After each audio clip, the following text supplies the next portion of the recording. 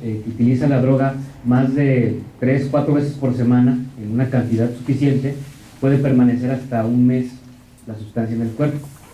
Pero una persona que no es consumidor habitual, que únicamente lo probó en una ocasión, que la sustancia era muy poco pura, que la sustancia activa pues estaba muy poco presente, hay drogas, por ejemplo, como la cocaína o la heroína, que en menos de 15 horas se elimina del cuerpo.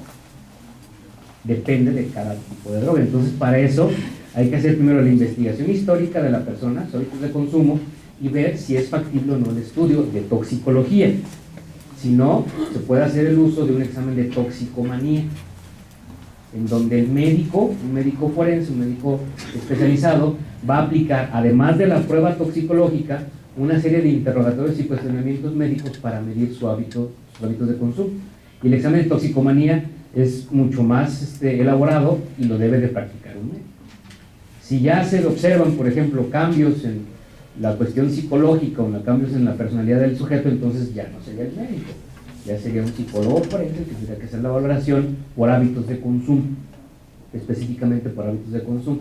Hay personas que, por ejemplo, con los síndromes de abstinencia, cuando se les niega el acceso a la droga, sí cambian a una euforia muy, muy impresionante. Entonces habrá que hacer toda esa valoración para que no suceda lo que está pasando ahorita, ¿sí? El alcance que tiene pues cada una de los elementos específicos, porque sí nos han tocado. Bueno, y con esto voy a determinar si es adicto o no. El examen toxicológico únicamente es para el rastreo inmediato de la sustancia.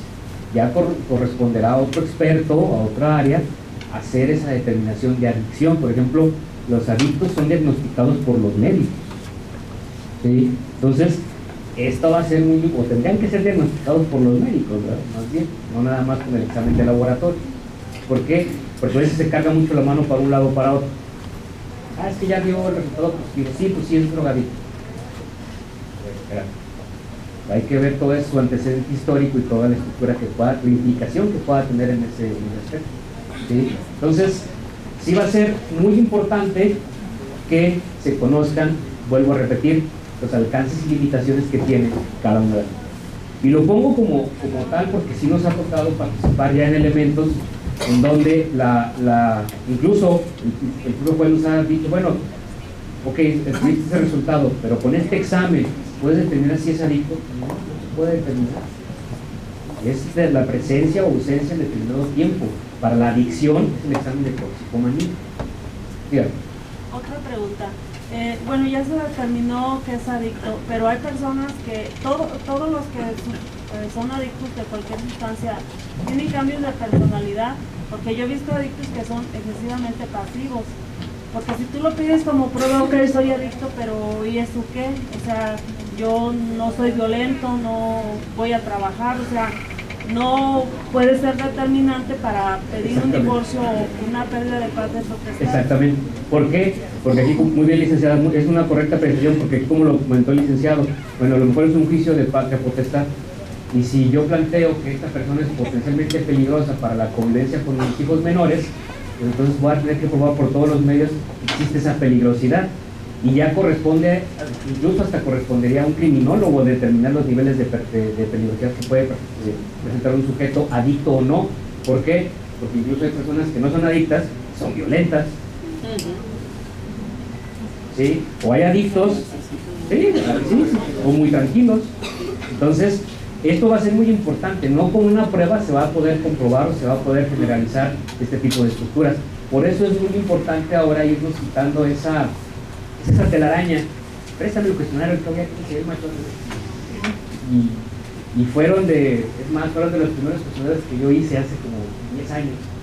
Y sigue siendo el mismo, cuando el rol, el concepto, la estructura es totalmente distinto. Incluso el espacio temporal es totalmente distinto.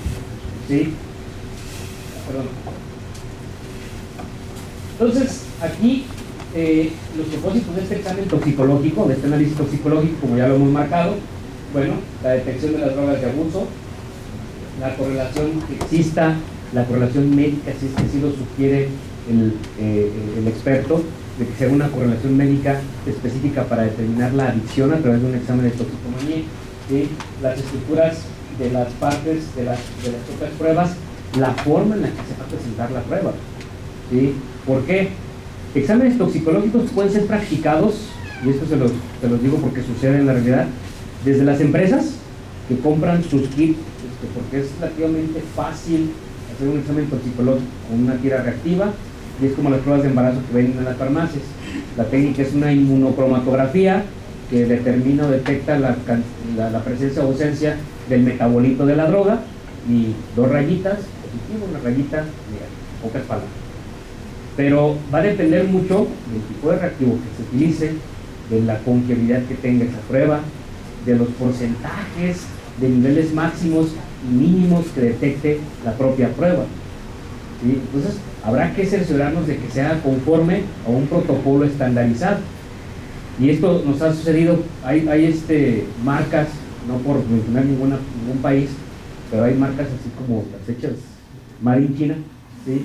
Que traen un porcentaje de error más del 10%, o sea, de cada 100 pruebas, 10 son erróneas, dan falsos positivos o dan falsos negativos, porque tienen controles de calidad muy bajos. Y otras pruebas, que son mucho más costosas, lógicamente, que tienen un porcentaje de error mínimo. Y entonces ver cuál es la que se utilizó, qué técnica es la que se está empleando, si únicamente se pidió un examen cualitativo, es decir, ¿hay o no hay el metabolito? O si también se pidió un examen cuantitativo, ¿en qué cantidad? Y eso lo determina el objeto de mi prueba, lo que yo quiero comprobar. Y si ya nos vamos un poco más, como lo comentaba la licenciada, el tiempo de consumo, pues habrá de hacerse en otro tipo de muestras, en otro tipo de análisis. Por eso es que va a ser muy importante que a las audiencias donde se designe el perito, donde acude el perito al juicio oral, se cuente con el material suficiente, pero también se cuente con un área específica dentro del juzgado para hacer esta toma de muestra. Ahorita nos están permitiendo pasar el privado del juez. Muy bonitos, por cierto.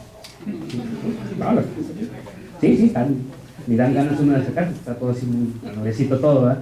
Pero va a llegar un momento, igual como lo va a suceder, como sucedió ya con las pruebas de paternidad, en donde las áreas que se designaron, como en los juzgados anteriores, no son las idóneas para hacer la son mucho más funcionales que los juzgados tradicionales, eso ni quien lo dude, ¿sí? Pero se tendrá que llegar pues a esa estructura y esa corroboración, ¿sí? Por eso va a ser muy importante que nos pongamos en comunicación, abogado, perito, perito, abogado, para poder determinar el objeto de la prueba. Y antes de ofrecerla, hacer mi valoración preliminar, si realmente esa prueba es la idónea, o mejor, actualizo o analizo otras opciones, ¿sí? Y si no es ninguna de las pruebas, pues tampoco va a ser forzoso, ¿sí? Porque pareciera que a veces funcionamos bajo la moda, ¿no? Es que hay pruebas de, no sé, de radioscopía, pues, o que hay pruebas de personalidad a través del análisis de la letra, también hay pruebas de eso, ¿sí? O exámenes toxicológicos, o exámenes de no sé qué. Entonces hay que ser realmente muy sinceros con nosotros mismos y con la persona para ver, primero, ¿para qué quiero la prueba? Si nos hacemos estas 3 preguntas, créanme, podemos evitar muchos problemas, muchísimos, y a todos. ¿Para qué quiero la prueba? Número 2, ¿qué información voy a obtener con la misma?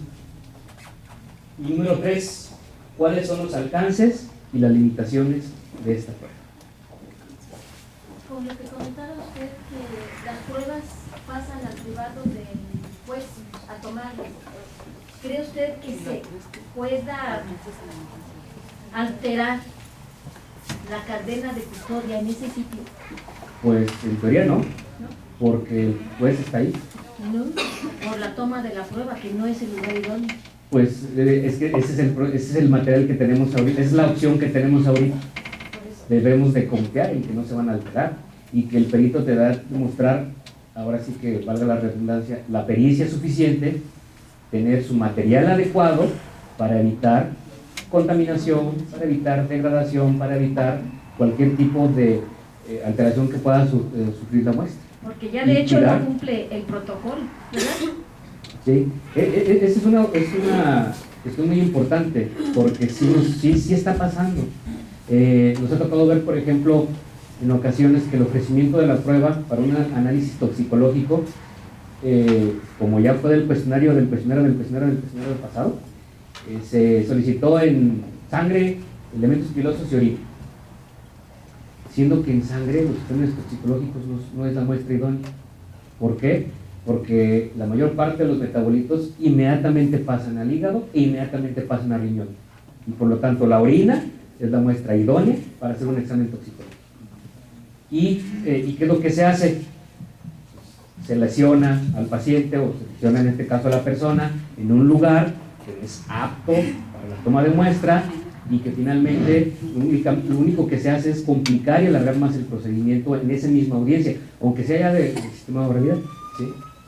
En esta prueba, ¿qué índice de confiabilidad se tiene? Sería mi primera pregunta. Y si hay varias pruebas para lograr el mismo objetivo, o es nada más una universal la que se haga de tal manera que pudiera valer la pena ofrecer otro perito con otro tipo de prueba para el mismo objetivo. Muy bien, mire, contesto la primera pregunta. Depende del sistema o el reactivo utilizado. Hay reactivos que son de marca, ahora sí que, como dicen por ahí, ¿no? Las marcas rigen y traen certificados de calidad, cuentan con estudios de laboratorio que nos marcan porcentajes de confiabilidad de arriba del 99%, con niveles de detección a veces hasta en nanogramos de la droga específica, ¿sí? Y aunque la técnica, la función básica de la técnica es la misma, el procedimiento, por ejemplo, de cromatografía, su marco teórico es el mismo, puede variar la presentación del cartucho, puede variar la marca, puede variar el aparato que se utiliza en el laboratorio, pero finalmente la técnica es la misma.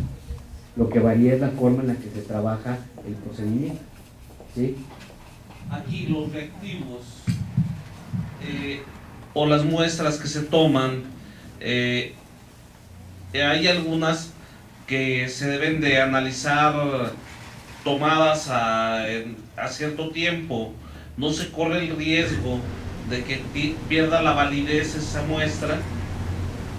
El perito, el experto forense, deberá asegurarse que dentro del procedimiento de carga de custodia, como comentaba la licenciada, deberá asegurarse por todos los medios que estén a su disposición para que el tiempo de traslado sea el mínimo, las condiciones de traslado sean las óptimas. Si se requiere llevar a refrigerado, el refrigerado se llevará. Hay sistemas de transporte ya de unicel con gel de refrigerantes, o incluso ya hay unas hieleritas muy padres. Si ven una, les encargo, que se conecta al encendedor del automóvil y ya se mantiene ahí. En fin, aquí va a depender mucho del protocolo. Va a llegar un momento, eso sí quiero que sea muy importante,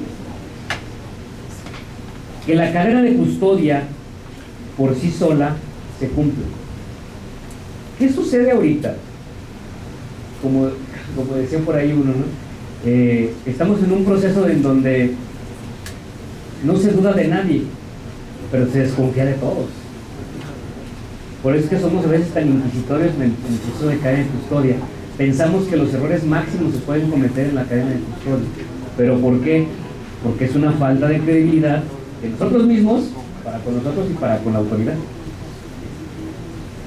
Desafortunadamente así funciona. ¿Qué pasa en otros países? No estoy poniendo de ejemplo a los vecinos del norte, a los vecinos del sur, ¿sí? El simple hecho de que la cadena de custodia, por ejemplo, el transporte lo pueda realizar el perito, es suficiente que se deje el registro para confiar en que la cadena de custodia es adecuada. Pero ya va más allá de un aspecto jurídico o científico, es una cuestión ética. Estamos en ese proceso ahorita. No dudamos de nadie, todo el mundo hace el trabajo, pero a ver, ¿qué está haciendo? ¿Y qué le va a poner? ¿Y qué le hizo? ¿Y por qué lo almacenó así? Y esto no se va a descomponer. Buscamos por todos los medios posibles hacer inválida la ciencia, descalificar la ciencia. Entonces, exactamente, siendo que si somos realmente mucho más críticos de manera objetiva, la desacreditación de la prueba, hablando de la perspectiva jurídica, puede ser bajo otros términos, en otro lenguaje, mucho más a la par, mucho más profesional y elevado. ¿sí? ¿Por qué? Porque finalmente si voy a discutir, o voy a por ejemplo, me tocó una ocasión en donde se tuvo que tomar una muestra porque así venía en el ofrecimiento y a pesar de que le explicamos al juez de que no era necesaria la sangre, al momento de hacer la limpieza y la sanitización con isopropanol, una columna de isopropanol, el abogado de la no, es que ahí estás contaminando y estás introduciendo alcohol en la muestra y por lo tanto ya no va a ser válido. Y se tornó una discusión ahí en la misma audiencia, pero estéril, una discusión totalmente sin sentido e ilógica. ¿Por qué? Mire, licenciado, es que el isopropanol es así, así y así, y la sustancia se sanitiza, al momento de que se evapora, ya no quedan residuos. No, es que yo leí en un... no lo estamos leyendo. Y su fundamento o su argumento en ese momento quería desacreditar la prueba, pero sin ninguna validación, sin ningún argumento científico. Entonces, va a ser muy importante, ¿sí?, que nosotros, y como comentaba la licenciada, ¿tiene preguntas allá? A ver, bien. Disculpe, el método para tomar la prueba de paternidad, si se sigue el mismo método siempre, y el costo aproximado de la misma. Ahorita lo mencionamos, licenciada, si me permite, nada más terminar esta parte, explicamos el procedimiento de paternidad y ahorita metemos el igualdad. Terminando con la parte de las pruebas toxicológicas, ¿sí? Bien, muestras biológicas, la orina, en la muestra de orina, se pueden realizar exámenes cualitativos y cuantitativos en los elementos pilosos, el rastreo cuantitativo y retrospectivo, y sangre en algunas situaciones o drogas especiales, ¿sí? Ejemplos: sustancias poco comerciales, por ejemplo derivadas de la morfina, distintos elementos químicos, incluso drogas que por su propia naturaleza sintética sea muy difícil metabolizar por el hígado, pero que no son comunes, donde rastreamos incluso a veces ácido acético, metanol, sustancias que van de la mano incluso con envenenamiento, ¿sí? ¿Vale? El famoso cocodrilo que está tan de moda, que creo que lleva ácido acético, ácido clorhídrico, sosa cáustica, bueno, creo que destruye, pues es la droga que está como de moda. Bien, la estructura del procedimiento, ¿sí? ¿Qué sucede? Los consentimientos. A veces se nos olvida que independientemente que la persona esté en un juicio, sometido a un juicio, deberá dar su consentimiento para la toma de muestra, ¿sí? Es de forma consulta. ¿Está usted de acuerdo en que se le tome? Ni el juez puede obligar. No sé si han visto un video de un juicio oral en Chihuahua, donde se va a hacer una prueba de ADN, precisamente, de tipo penal, en el juzgado de oralidad. Creo que era el juicio, estaba en el juzgado de... sí estaba ya, estaba el juez, ya me acordé, estaba el imputado, su abogada a un lado. Oiga, por orden del juez, el juez garantiza que sería la muestra. Aquí está la orden para tomar una muestra. No, es que no me voy a dejar. Oye, pero que no me voy a dejar. Entonces, la idea del juez, tan grandiosa: a ver, guardia, venga, agárrelo. Oye, pero agárrelo, y lo agarró para acá. Y el señor así, con el cuello hacia abajo y la boca cerrada. Ah, no, a ver, otro guardia. Abre la boca. Y todavía el perito, me acuerdo que era una mujer, se metió en... Y la abogada, su abogada, ¿creen que hizo? ¿Se inconformó? Estaba grabando todo. ¿Por qué? Porque acuérdense que una de las máximas del sistema nuevo es el debido proceso, y que las muestras sean legal, que sean tomadas, exactamente, que sean tomadas de manera legal. Esa muestra, aunque la haya ordenado un juez, estaba violentando las garantías individuales del procesado, prueba ilícita. Y la abogada, hasta feliz, estaba grabando de todos los ángulos. Ya ven que las cámaras tienen un poca definición, pero se ve así, y el señor se hacía y se detenía, y hasta que la perito le tomó las dos muestras. Y ahí quien puede incluso ser sancionado, hasta la perito. porque el perito está lesionando, aunque no es una lesión grave, pero está lesionando en contra de la voluntad de la persona. Entonces, el consentimiento, el área de recolección, ¿sí? Las estructuras que se van a utilizar, el material, el protocolo de toma de muestra para hacer este tipo de análisis. La dictaminación, interesante. ¿Qué estamos haciendo en torno al procesamiento y la entrega de resultados? El registro fotográfico va a asegurar la cadena de custodia y se tendrá un registro reciente de cada una de las muestras. Dependiendo del objetivo de la prueba, se deberá emitir un resultado cualitativo o cuantitativo explicando su fundamento teórico, sus hipótesis, la metodología utilizada, los resultados y las conclusiones, junto con un fundamento bibliográfico. Siempre hay que estar muy atentos a que los informes periciales tengan su sustento bibliográfico. ¿Sí? ¿Por qué? Ese es lo que comentaba el licenciado, vamos a elevar el nivel de debate y de argumentación.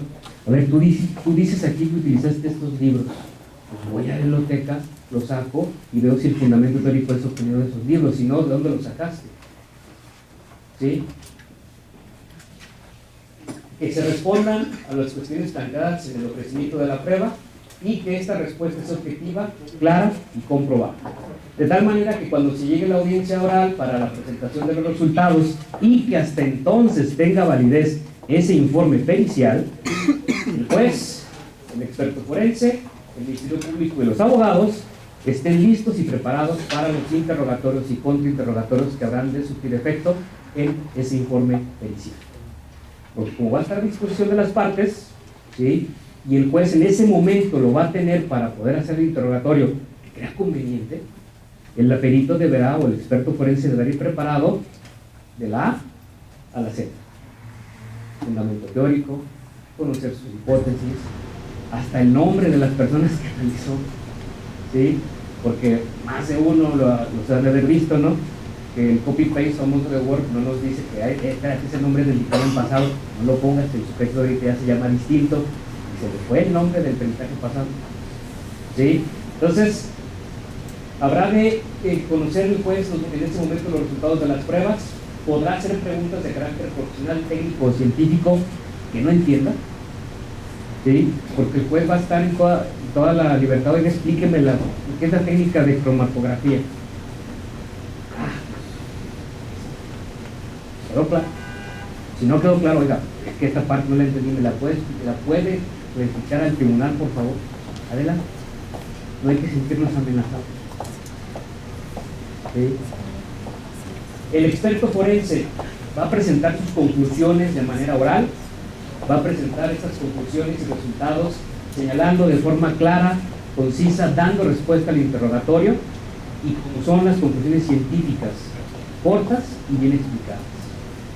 No vamos a exponer una discusión. ¿Por qué? Porque esa ya se podrá analizar al momento del interrogatorio y del contrainterrogatorio. Todas las dudas que surjan en torno a mi dictamen podrán ser analizadas y discutidas. Lo que sucede en un resultado de laboratorio es esto. Ahora explícame por qué, qué utilizaste, cómo lo utilizaste, cuáles son las cosas que utilizaste, etc. De tal forma que todos tendrán la participación y la estructura específica de este ley, ¿sí? Y lo mismo sucede en el área de la genética forense.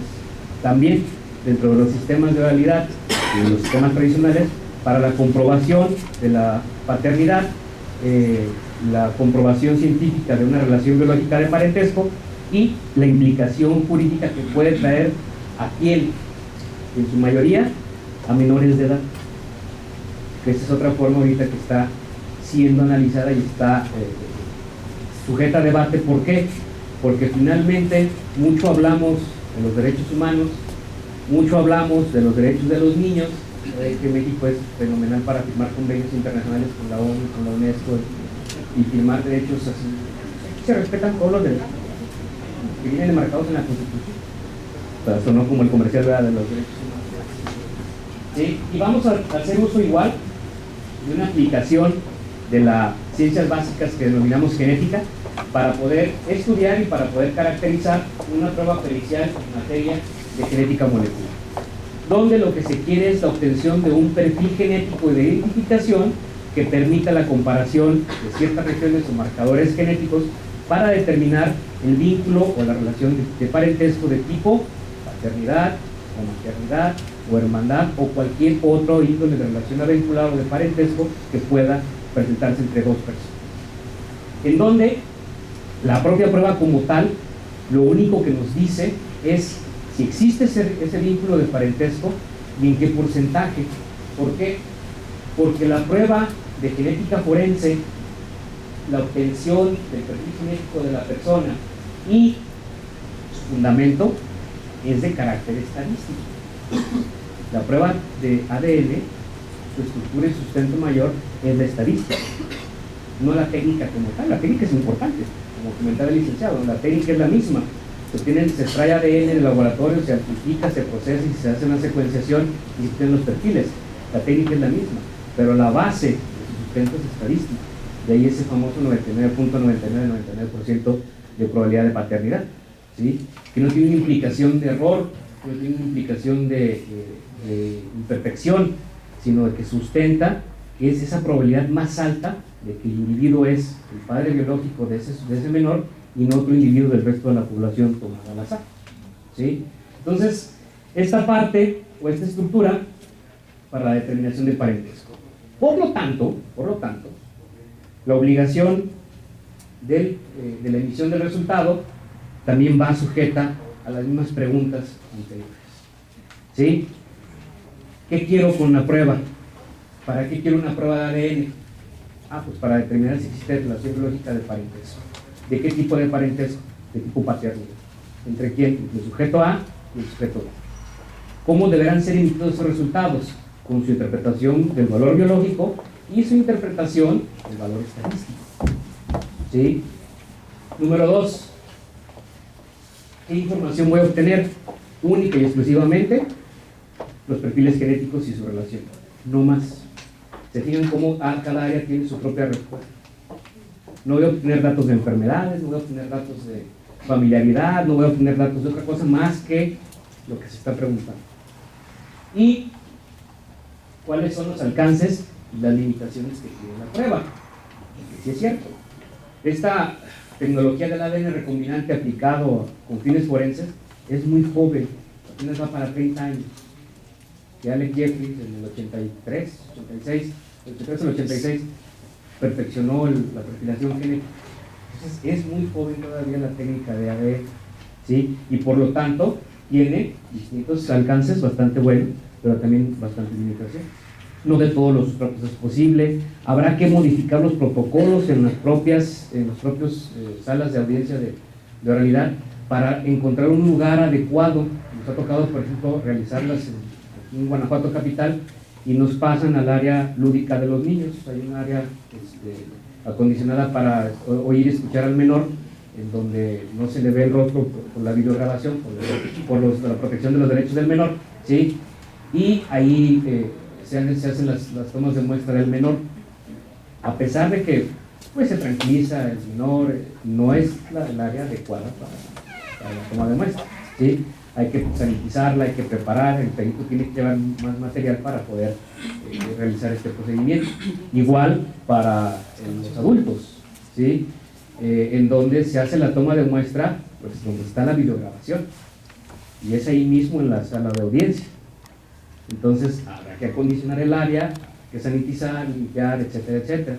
Y por lo tanto modificar los procedimientos para que sean lo más confiables posible y que las muestras sean recabadas de la forma más ágil para evitar qué contaminación, qué degradación del material, etcétera, etcétera, ¿sí? Y que puedan tener su adecuada estructura. Y vuelvo a lo mismo, a revisar el cuestionario. No se necesita pedir sangre, cabellos y saliva, ¿sí? Si se selecciona una de las muestras y son tomadas adecuadamente, se pueden recabar por duplicado, se pueden recabar bajo ciertos procedimientos, ¿sí? Pero en ocasiones nos hemos encontrado en situaciones en donde es que es de sangre. ¿Por qué? Porque se tiene esa idea, ¿no? De que es la más confiable y de que es más segura, y porque así se hacen muchos análisis clínicos convencionales en sangre, ¿sí? pero de por sí, el menor ya está estresado. El menor se da cuenta de todo lo que está pasando. Llega el juez o la juez y le empieza a explicar todo el proceso, y aunque esté viendo la película de la sirenita ahí en la tele de la sala ludita, se ponen películas, es bastante material. Cuando ve que uno se pone la bata y el cubrebocas, ya me va a picar. Sí, ¿a poco no nos pasa a nosotros? Ah, es que ya vienen a vacunarme. Espérate. ¿Sí? Y es un estrés y es una estructura muy importante que se le está ocasionando al menor. Y aunque esté el Ministerio Público, esté el tutor, esté la mamá dando permiso de autorización, pues es una lesión a un ser humano, una verdad que se está ocasionando, siendo que una técnica de raspado bucal es adecuada, suficiente. ¿Qué sucede? Que, por ejemplo, en cuestiones de tipo penal, los procedimientos de las procuradurías, incluso de la misma PGR, obliga al perito de genética forense a tomar los 3 tipos de muestras: sangre, saliva y elementos pilosos, ¿sí? Porque así lo marca su protocolo, pero volvemos a lo mismo, ese protocolo inició hace 15 o 10 años cuando empezaba la genética forense. Hay que revisarlos y actualizarlos, ¿sí? De tal suerte que sea lo menos invasiva, lo más confiable posible, y que puedan generarse este tipo de procedimientos y protocolos, ¿sí? Una pregunta. Dígame. ¿En qué grado de evolución para las 3 posiciones?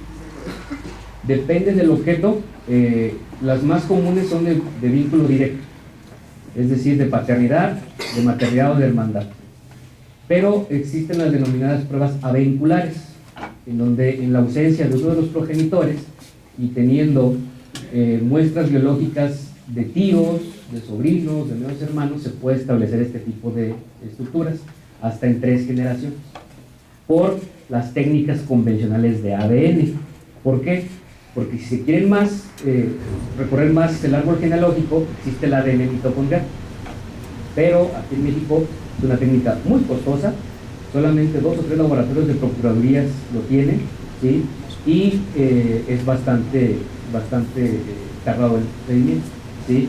Y se requieren muestras de un mayor número de personas para poder determinar.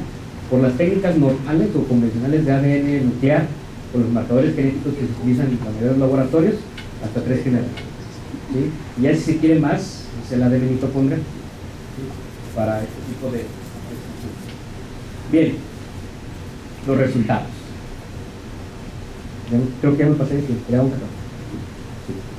Bueno, los resultados, el procesamiento y la entrega de resultados. Igual, los consentimientos, el aseguramiento de la cadena de custodia, el procedimiento en el laboratorio, que básicamente es el mismo en todos los laboratorios. Podrán variar los aparatos, podrán variar los marcadores genéticos, cuestiones técnicas muy básicas, pero al final de cuentas los perfiles son los mismos, ¿no? La extracción de ADN, la secuenciación de regiones específicas y la amplificación. Punto de los resultados que respondan al ofrecimiento de las preguntas y que sus conclusiones al momento de ser emitidas tengan esos 2 valores. El valor biológico, que está mostrado cuando la mitad de los marcadores genéticos del perfil del menor corresponde con la mitad de los marcadores genéticos amplificados del probable padre, ¿sí?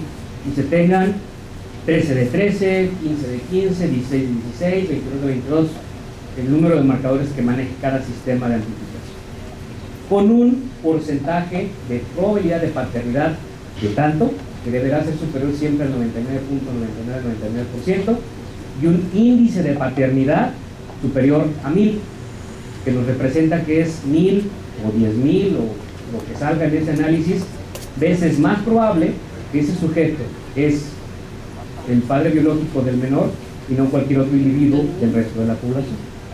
Así deberán estar expresados los resultados de forma oral, ¿sí? Aquí lo que estamos haciendo es ver cuáles son los marcadores genéticos que pudo haber heredado el padre alegado o el probable padre y el otro la madre biológica, ¿sí? Lo puse precisamente aquí porque en el caso del niño es 10-12 y en el caso del padre alegado o del probable padre es 12-3. Por lo tanto, el marcador 12 lo comparte con el menor, y así se hace en cada uno de ellos, ¿sí? Se buscará después la frecuencia alélica particular de cada marcador y al final se obtiene ese índice de paternidad, ¿sí? Para poder corroborar, hay 16 marcadores amplificados, 16 corresponden, ese es el valor biológico, con un porcentaje del 99.99% de probabilidad de paternidad y un índice de paternidad, ¿sí? Ya las cuestiones técnicas, las cuestiones metodológicas podrán ser interrogadas por las partes, ¿sí? Y ahí va a ser, bueno, ¿por qué? Porque el otro, el juez va a conocer el resultado, se va a presentar las conclusiones, el Ministerio Público podrá hacer las preguntas y las partes podrán hacer los interrogatorios y contrainterrogatorios pertinentes, etc. ¿Sí? Ya para concluir, es importante aprovechar las bondades que nos está dando el sistema acusatorio, tanto en la parte penal como en la parte familiar. Los juicios orales familiares pueden ser una estructura bastante importante donde podamos potenciar o aprovechar al máximo estas bondades. ¿De qué bondades estoy hablando en su importancia? La mediación, ¿sí? La estructura de la mediación es muy importante y muy trascendental cuando desde la perspectiva jurídica podemos llegar a un entendimiento entre las partes utilizando la prueba pericial. Pongo el caso de la prueba de ADN. ¿Cuál es el objeto de la prueba? Pegar al papá. Resolver una duda, ¿no? ¿Cuál es la duda? Sí. Nosotros lo hemos visto en el laboratorio de manera particular. Lo que más atormenta a las personas es la duda, el no saber. Ya después viene la aceptación de, pues, no es mi hijo. Miren, lo digo así, que se torne un poco en gracia, pero sí tiene una implicación social y personal bien fuerte. Psicológica, sentido de pertenencia, se genera un vínculo más allá de los genes, se genera un vínculo con la persona. Entonces, en lugar de estar en el juzgado, de estar sometiendo al menor a tantas audiencias, si lo que se busca es un entendimiento y la mejor resolución de las partes, pues la mediación es un elemento bastante importante en donde estas pruebas y las demás se pueden utilizar, ¿sí? Respetando el derecho del menor, respetando estas garantías propuestas por el propio sistema. Es una cuestión que me haya inventado o hayamos leído. Es el propio sistema lo que está proponiendo, ¿sí? Que las pruebas periciales ahora, en lugar de señalar, de culpar, la interpretación, es que si salió positivo, perdón, así eres un maldito drogadicto, vas a matar a mi hijo. ¿Sí? Vamos mejor viendo cómo podemos mediar. ¿Para qué? Aquí lo que se persigue, creo que es la Procuración de Administración de Justicia, creo. Según eso leí yo hace tiempo, que el fin es la justicia como tal. ¿Sí? Sí, según la lágrima. ¿Sí? Entonces, el manejo de las pruebas, el manejo de las estructuras en el sistema familiar va a ser muy importante. Démonos la oportunidad de aprovecharlas, démonos la oportunidad de poder ver todas sus bondades, sus limitaciones. Hay que ser muy sinceros y honestos con nosotros mismos, tanto como abogados, como peritos, saber qué es lo que yo puedo ofrecer en mi ciencia técnica o arte, ¿sí? Parafraseando los clásicos, y poder determinar en este sistema de realidad familiar el peso específico, el peso tan grande y la posición, el posicionamiento que están logrando las pruebas periciales después de ser pisoteadas y mal utilizadas durante muchos años, pero corremos el riesgo de volver a hacer lo mismo. Entonces estamos en un muy buen tiempo de poder aprovechar las bondades que nos da la ciencia, las bondades que nos da el propio sistema, y pues exigir algo bien sencillo que tiene la ciencia: rigor científico y explicativo. Por mi parte es todo. Doy las gracias.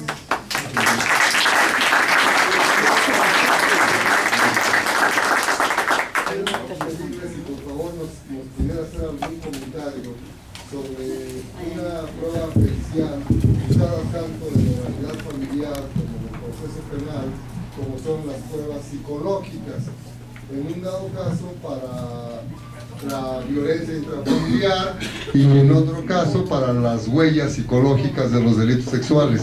¿Hay psicólogos en el auditorio? Todo está bien, todo está muy bien. No, mire, no soy experto en el área, yo trabajé con unos psicólogos hace años aquí en Aguascalientes, muchos de mis socios fueron psicólogos, pero igual que todas las demás áreas del conocimiento humano, deberán estar regidas por 3 aspectos fundamentales. Protocolos. El protocolo de entrevista a la víctima, el protocolo de entrevista al victimario, el protocolo de entrevista pero adecuado a nuestros propios problemas, nuestros procedimientos. La idoneidad del perito. Un psicólogo clínico, por ejemplo, pocas veces puede entender la implicación que tiene la psicología forense, porque son 2 áreas totalmente distintas. Y forzosamente darse psicólogo, eso sí, pero con una especialidad, un área específica dentro de la psicología jurídica o forense, para que pueda entender la implicación de este procedimiento. Hay una cuestión muy curiosa ahorita, sobre todo ahí en Aguas lo tenemos, espero que aquí en León, en Guanajuato no se repita. Hay varias universidades que están ofreciendo las maestrías en psicología forense o en terapia gestal, pero abren el campo al licenciado en psicología, en sociología, en mercadotecnia, en comunicación, entonces son de formación área, ¿sí? Pero ya como tienen la maestría, el grado de maestría lo avala, la cédula profesional lo avala, entonces están vendiendo peritajes en materia de psicología, y eso a mí se me hace una razón total, ¿sí? Y no por menospreciar ninguna carrera, no estamos en contra de nadie, pero ya que me dio la oportunidad de omitir mi opinión, ¿sí? Es eso. Y número 3, el objetivo, ¿sí? Yo por ejemplo me acuerdo de términos como la alineación parental. Si se tiene un marco teórico para justificar que existe ese procedimiento psicológico, ese proceso psicológico, pues tendrá que soportarlo técnicamente y científicamente, ¿sí? ¿Qué sucede? Que pues en muchas otras áreas importamos información y después queremos adecuarlas a nuestros problemas, queremos adecuarlas a lo que nos pasa a nosotros, como mexicanos, como social mexicano. Los resultados a veces son totalmente, ¿sí? Creo que se maneja una batería de test o de pruebas estandarizadas que deberá de tener el psicólogo forense en su fuente bibliográfica y poder aplicar, de tal manera que no se pierda o no se revictimice a la persona, o el procedimiento al final pues quede en, pues sí se le hizo la evaluación psicológica, sí está dañado y presenta, y luego a veces se emiten conclusiones así bien dispares, y lo ven. Entonces creo que la psicología también tiene un área de oportunidad muy buena para poder estandarizar primero métodos de nosotros y ya después ver. Bueno, pues muchas gracias. Muy bien. Gracias. Antes de entregarle su reconocimiento al biólogo Daniel, quiero darles varios avisos.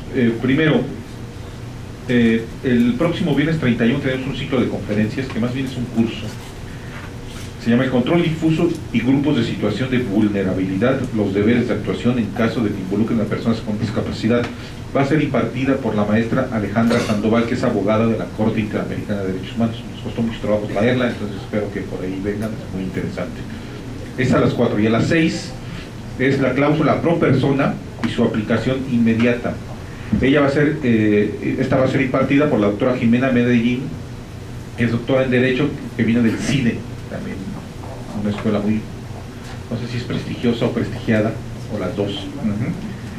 Eso es por un lado. Entonces los invito, es de 4 a 8 aproximadamente. La primera inicia a las 4, la siguiente a las 6 de la tarde. Segundo, hicimos ya las constancias de vamos a tener otro método en la cultura.